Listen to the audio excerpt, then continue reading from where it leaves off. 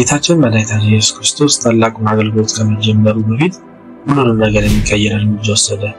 ከመጥምቁ ዮሐንስ ለመጠመቅ ከገሊላ ወደ ዮርዳኖስ ወንዝ ተጓዘ። ነገር ግን ኃጢአት የሌለበት የእግዚአብሔር ልጅ ለምን መጠመቅ አስፈለገው? ሰማይ ራሱ ስለ ጌታችን ኢየሱስ ክርስቶስ እውነተኛ ማንነት ሲናገር ይህ የመታዘዝ የትህትና እና የመለኮታዊ ማረጋገጫ ነው። የዮርዳኖስ ወንዝ በድምጽ ሕያው ነበር። የግመል ጠጉር ለብሶ መጥምቁ ዮሐንስ ሰዎችን ወደ ንስሐ ይጠራ ነበር። እርሱ ከእርሱ የሚበልጥ ስለነበረው እርሱም ጫማውን ለመሸከም እንደማይገባው የተናገረለትም ዛሬ መጥቷል። ያን ጊዜ ጌታችን ኢየሱስ ክርስቶስ በዮሐንስ እጅ ይጠመቅ ዘንድ ከገሊላ ወደ ዮርዳኖስ መጣ።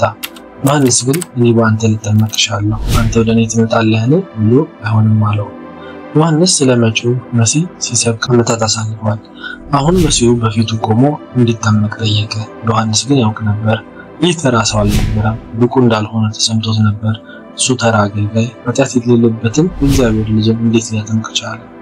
ጌታችን መድኃኒታችን ኢየሱስ ክርስቶስም መልሶ አሁን ተው እንግዲህ ጽድቅን ሁሉ ልንፈጽም ይገባናል አለው። ከዚህም በኋላ ተወው እና የአባቱ ፈቃድ በመታዘዝ ጌታችን ኢየሱስ ክርስቶስ ወደ ውሃው ገባ። ጌታችን ኢየሱስም ከተጠመቀ በኋላ ወዲያው ከውሃው ወጣ። ከዚያም በድንገት ሰማያት ተከፈቱ። የእግዚአብሔር መንፈስ በእርግብ አምሳል ወርዶ በራሱ ላይ ሲቀመጥ አየ።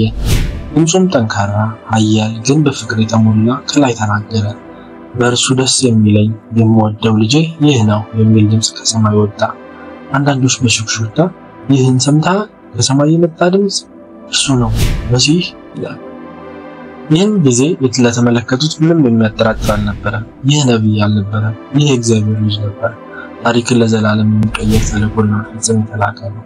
ጌታችን ኢየሱስ በራሱ በሰማይ የተገለጠ ነው። ነገር ግን ጉዞ ገና ጅምር ነበር። ከፊቱ ፈተና፣ ተአምራት እና የመጨረሻው መስዋዕትነት ተቀምጧል። ዝግጁ ነበር። ዓለም በፍጹም አንድ አይሆንም። የጌታችን የኢየሱስ ጥምቀት የአምልኮ ስርዓት ብቻ አልነበረም፣ መግለጫ ነው።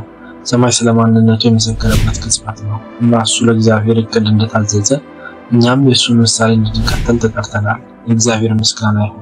ስለተመለከታችሁ እናመሰግናለን። ለተጨማሪ የመጽሐፍ ቅዱስ ታሪኮች ላይክ እና ሰብስክራይብ አድርጉ።